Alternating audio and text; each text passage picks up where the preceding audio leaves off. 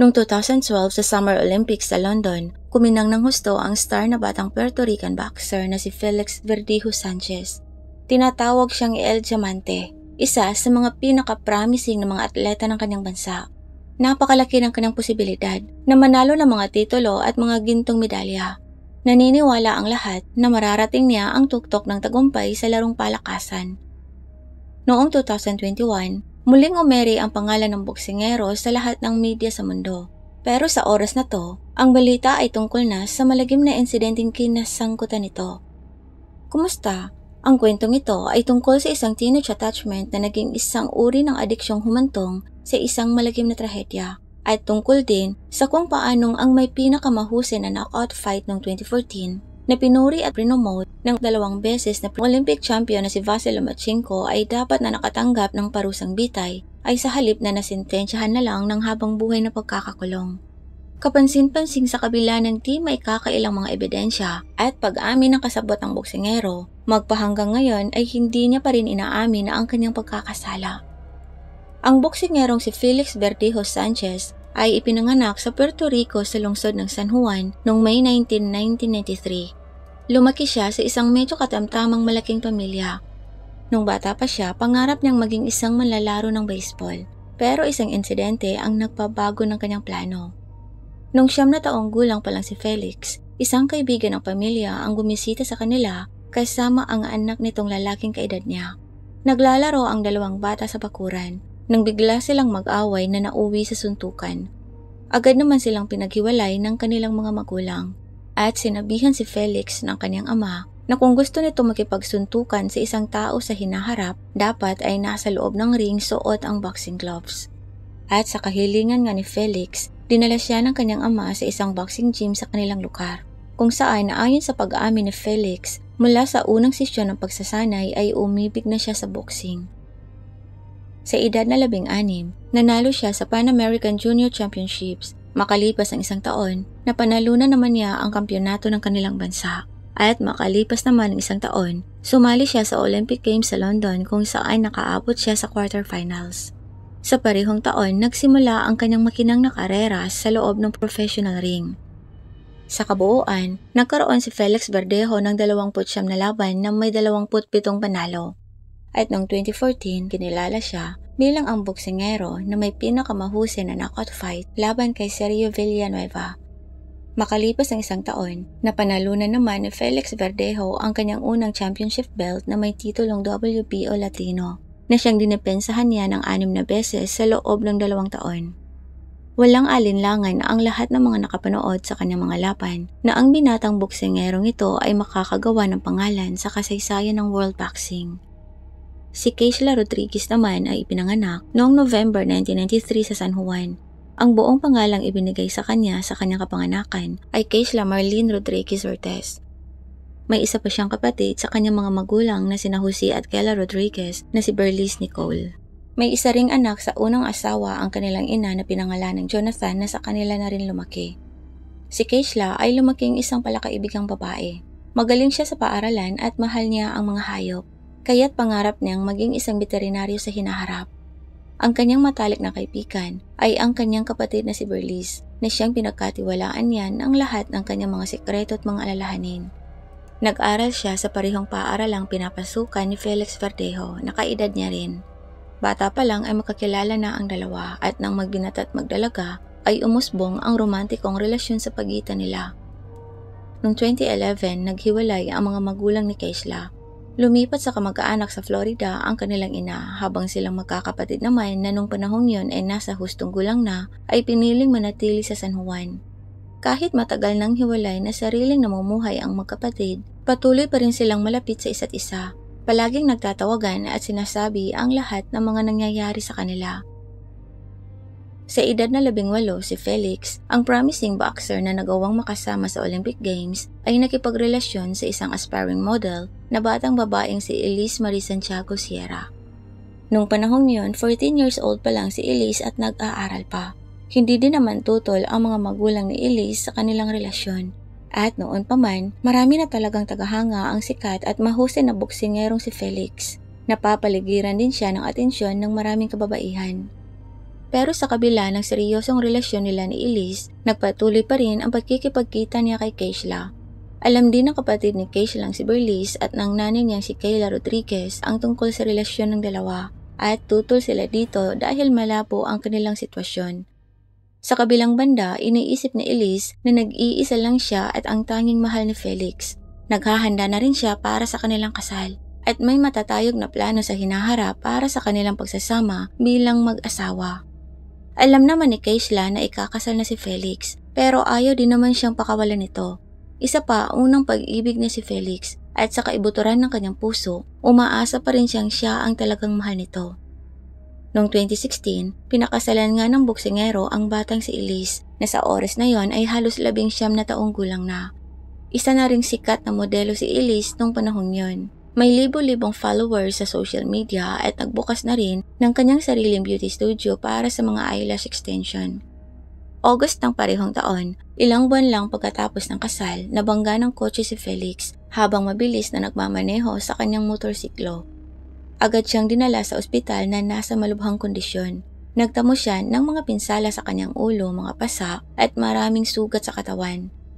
Lubha namang nabahala ang trainer ng boksingerong si Ricky Marquez na mawawala sarili sa kasagsagan ng kanyang karera ang alagang si Felix. Pero si Felix, salungat sa nakakadismayang babala, ay mabilis namang gumaling at di nagtagal ay bumalik na rin sa ring.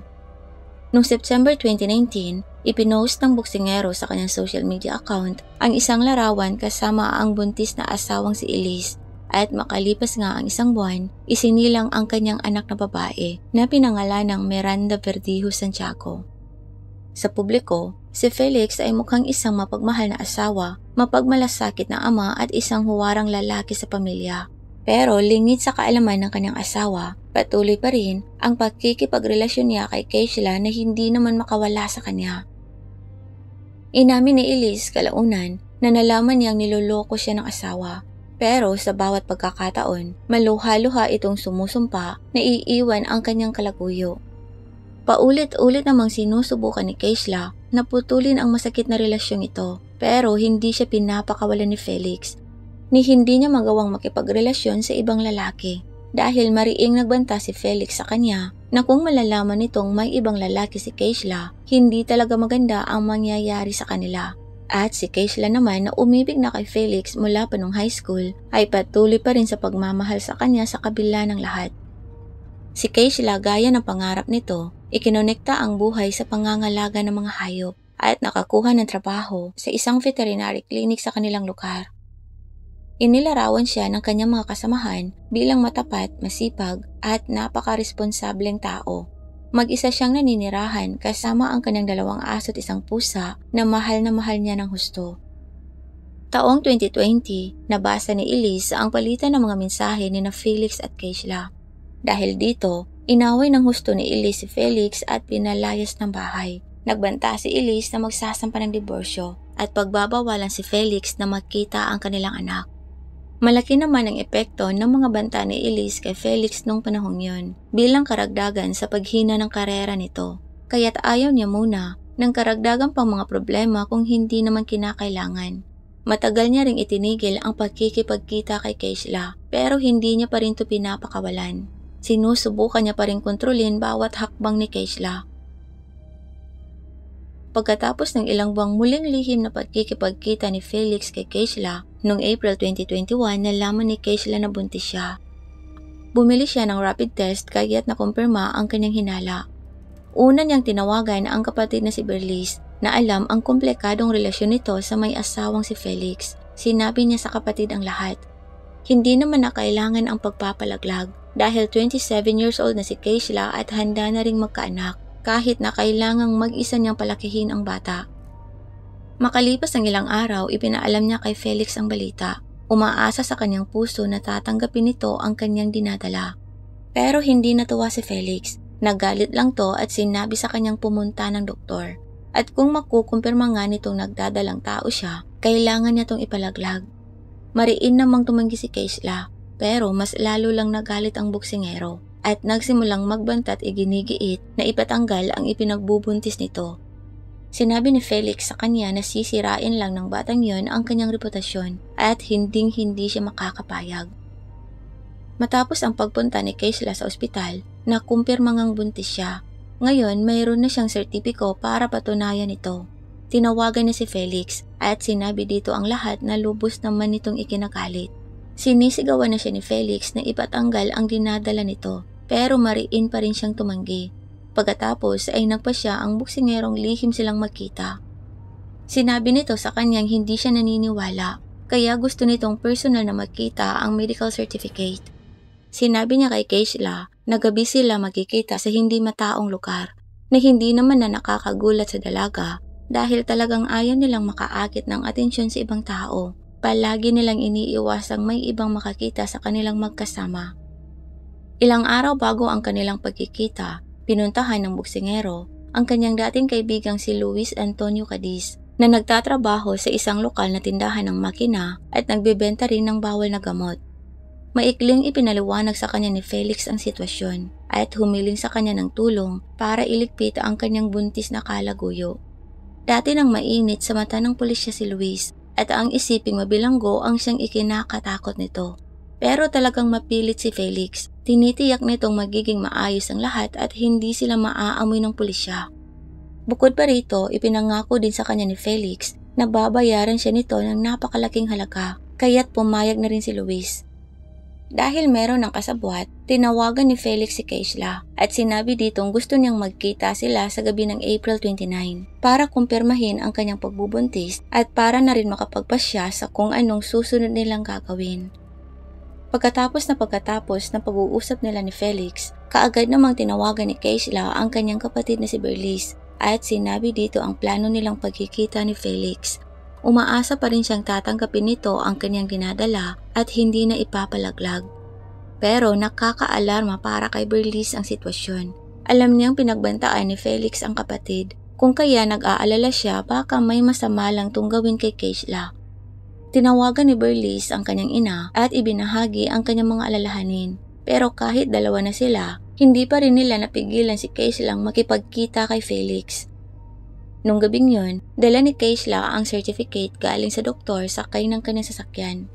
Dumating naman si Felix sakay ng kanyang pickup truck. Nasa likod nito nagtatago si Luis. Agad na pumasok si Keishla sa sasakyan ni Felix at ibinigay dito ang resulta ng pagsusuri. Muling iginiit sa kanya ni Felix na ipatanggal ang dinadala nito, pero umiyak lang siya at mariing tumanggi. Dahil dito, nagsimulang mag-away ang dalawa at nauwi sa sigawan. Pagkatapos, biglang malakas na sinuntok ni Felix si Keishla sa ulo. Sa lakas nito, nawalan siya ng malay. Nang magkamalay siya, tinurukan naman siya ni Felix ng napakalaking dosis ng bawal na gamot na bigay sa kanya ni Luis dahil na rin sa kahilingan niya rito. Pagkatapos, katulong si Luis, dinala nila sa likod ng sasakyan si Keishla, kung saan mayroon na ring inihandang mga piraso ng kawad at isang konkretong bloke. Itinali ng dalawa si Keishla at pagkatapos tinakpan ng tarp para walang sinumang aksidenteng makakita. Bumalik si Felix sa loob ng kanyang sasakyan habang si Luis naman ang nagdala ng kotse ni Keishla. Saka magkasamang nagmaneho papunta sa tulay ng San Jose Lagoon. Halos walang tao dito paggabi. Nang masiguro ng dalawang walang ibang tao nakakita sa kanila, itinapon nila si Keishla sa tubig. Buhay pa ang kawawang buntis ng itinapon na nakatali sa kawad na may pampabigat na konkretong bloke. Saka ilang beses siyang pinaputukan para masiguradong hindi na siya mabubuhay pa. Saka umuwi sina Felix at Luis at iniwan ang walang kalaban-labang buntis na si Keishla. Unang nag-alala ang kanyang mga katrabaho dahil hindi nakapasok si Keishla. Napaka-responsable nito at hindi ito basta na lang liliban nang hindi nagpapaalam sa sinuman. Dahil hindi niya sinasagot ang mga tawag, napagpasyahan na nilang tawagan ang kapatid nito para malaman kung anong nangyari. Matapos ring hindi siya makontak ng kapatid, pumunta na si Berliz sa bahay ni Keishla. Nang dumating, wala pa ring sumasagot sa pinto. Pero may sariling susi si Berliz, kaya't walang kahirap-hirap siyang nakapasok sa loob. Gayunpaman, tanging ang mga gutom na hayop lang ang kanyang naabutan. Ngayon, natataranta na si Berliz dahil maaaring may nangyaring masama kay Keishla.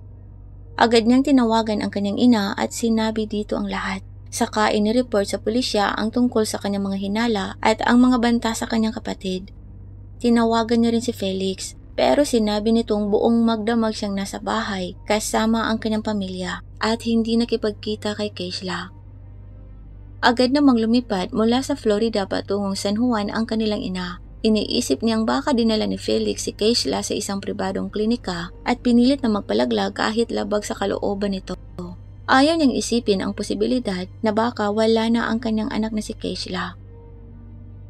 Una namang nagtanong-tanong ang mga pulis sa mga kapitbahay at mga katrabaho ng dalaga, pero wala silang napansing anumang kahina-hinala, kaya't wala rin silang nakuhang anumang kapaki-pakinabang ng mga impormasyon. Ipinost naman sa sikat na social network ang pagkawala ni Keishla, humihiling sa sino mang nakakaalam tungkol sa kung ano ang nangyari sa kanya o kasalukuyang kinaroroonan nito. Mabilis na lumawak ang publisidad ng kaso at nang malaman na ang nawawalang babae ay matagal ng karelasyon ng sikat na si Felix Verdejo at dinadala pa ang anak nito, literal na pumila ang mga reporter para makapanayam ang sinuman sa mga miyembro ng pamilya ni Keishla. Hindi naman nagpigil ang mga kamag-anak ng dalaga at nagsalita tungkol sa kanilang mga hinala bukod sa iba pang mga bagay. Sinisisi nila si Felix Verdejo sa pangyayari. April 30 natagpuan ang inabandonang sasakyan ni Keishla sa silangang bahagi ng lungsod kasama ang kanyang mga dokumento at mga personal na gamit sa loob. Walang nakitang palatandaan ng anumang away sa loob na nagbigay naman ng kaunting pag-asa na mahahanap pa ng buhay ang may-ari ng sasakyan. May 1, isang dumadaang naglalakad sa tulay ng lagun ang nakapansin ng kakaibang hugis na kahawig ng katawan ng tao sa mababaw na bahagi ng tubig. Agad naman itong tumawag ng pulis na mabilis namang dumating sa pinangyarihan. At di nagtagal ay kinuha sa tubig ang naturang katawan ng isang babaeng malamang nakapareho noong ilang araw ng pinaghahanap ng buong lungsod. Dumating naman ang mga miyembro ng pamilya Rodriguez para kilalanin ang katawan. Umaasa hanggang sa huli na hindi yun si Keishla, pero sa kasamaang palad nawasak ang kanilang pag-asa. Ilang araw nang nasa tubig ang katawan at malaki na rin ang ipinagbago. Pero agad na nakilalang si Keishla dahil sa isang kapansin-pansing tattoo nito. Nang tumama sa press ang balita tungkol sa kakilakilabot na pagkakakuha sa katawan, agad na nag-alsa ang mga residente ng lungsod. Nagsimulang lumabas ang mga raling humihingi ng parusa para sa responsable o mga responsable. Nung araw ding yon, pinuntahan ng mga pulis si Felix Verdejo at dinala sa himpilan para sa pagtatanong. Pero mariin niyang itinanggi ang kanyang pagkakasangkot at sinabi na nung gabi ng pagkawala ni Keishla, nasa bahay lang siya kasama ang kanyang pamilya. Dahil sa wala namang ikakasampa sa kanya, pinakawalan din agad si Felix Verdejo. Isa sa mga pangunahing saksi ay ang asawa ni Felix na sa unang interogasyon ay umaming alam niyang may relasyon sina Keishla at ang kanyang asawa. Pero ngayon niya lang nalaman ang tungkol sa ipinagbubuntis nito. Higit pa rito, hindi niya kinumpirma ang alibay ng kanyang asawa sa pagsasabing wala sa bahay nila si Felix nung gabi ng pagkawala ni Keishla. Unang ginawa ng mga investigador ay suriin ang footage ng trapiko sa daan patungo sa tulay kung saan natagpuan si Keishla at nakunan nga ng kamera ang pickup truck ni Felix at ang sasakyan ni Keishla magkasunod na nagmamaneho. Pero malinaw na hindi si Keishla ang laman ng kanyang sasakyan. Sa parehong araw, kinuha naman ang sasakyan ni Felix para sa pagsusuri at sa loob ay may nakuha ngang buhok ni Keishla. Si Luis ang unang sumuko sa pulisya. Nangakong sasabihin ang buong katotohanan kapalit ng pinababang sentensya. Nakulong din si Felix pero tumanggi siyang makipagtulungan sa investigasyon. Hindi sumasagot sa mga tanong at patuloy na itinatanggi ang kanyang pagkakasala sa kabila ng pagkakaroon ng hindi maipagkakailang mga ebidensya. Nakuha kay Felix ang isang baril na siyang ginamit niya para barilin si Keishla mula sa tulay. Gayon din kinumpirma sa pagsusuring pare-parehong nagping ang mga cellphone ni na Felix, Luis at Keishla na nasa parehong lokasyon ng gabing yon. May 8 ang huling paalam kay Keishla at nasa buong balita ang seremonya ng kanyang liping. Ito ay isang uri ng aksyon para sa mga may kagagawan ng trahedya na maparusahan sa buong saklaw ng batas. Pati na rin ang isang aksyon para maakit ang atensyon ng publiko sa problema ng karahasan sa kasarian. Maraming mga Puerto Rican ang dumalo, kabilang ang mga artista, mga atleta, politiko at mga public figures na nagsalita din tungkol sa high-profile na insidenteng ito. Sinampahan naman si Felix Verdejo ng pagnanakaw ng sasakyan, pagdukot, pagplano ng pagligpit ng tao at pagtapos sa hindi pa naisisilang na sanggol. Lahat ng mga to na magkasama ay maaaring magresulta ng parusang bitay. Pero sa simula pa lang, hiniling na ng mga kamag-anak ni Keishla sa korte ang hatol na habang buhay na pagkakakulong para sa mga salarin. Nais nilang magdusa ang mga to sa pagkakakulong sa natitirang bahagi ng kanilang mga buhay. Paulit-ulit namang naipagpapaliban ang pagdinig dahil sa pandemya, pero nung tagsibol ng 2021, ginanap ang pagdinig sa virtual mode. Napag-alaman ng korte na ang insidente ay ginawa ng 2 tao sa pamamagitan ng naunang pagsasabuatan na may partikular na kalupitan laban sa isang babaeng buntis. Naging posible ang pagkakabuo ng mga hanin ng mga kaganapan ng gabing yun at mga detalye ng insidente dahil sa pagpapatotoo ni Luis na hindi itinanggi ang kanyang pagkakasala. Inamin ni Luis na siya, sa kahilingan ng isang kaibigan, ang kumuha ng gamot na itinuro kay Keishla at siya rin ang may dala ng kawad at konkretong bloke para gamitin sa pagtapon kay Keishla. Pero patuloy na iginiit ni Felix ang kanyang hindi pagkakasangkot sa kaso. Kahit pa man hindi maaaring malubhang makaapekto sa sitwasyon ang kanyang mga sinasabi. Ang asawa naman ni Felix na si Elise na tumayo rin sa korte bilang saksi ng prosekusyon, halos kaagad pagkatapos maaresto ng asawa ay nagsampa ng diborsyo. Sinusubukan nitong huwag magpadaig sa nangyari. Itinoon nito ang atensyon sa kanyang negosyo at pagpapalaki sa kanyang anak. Ayon sa ilang ulat, hindi nagtagal nag-asawang muli si Elise Santiago. Inamin mismo ni Elise sa isang panayam na paulit-ulit siyang nakakatanggap ng mga hindi kilalang tawag at mga mensaheng may banta sa kanyang buhay maging ang kanyang anak na si Miranda.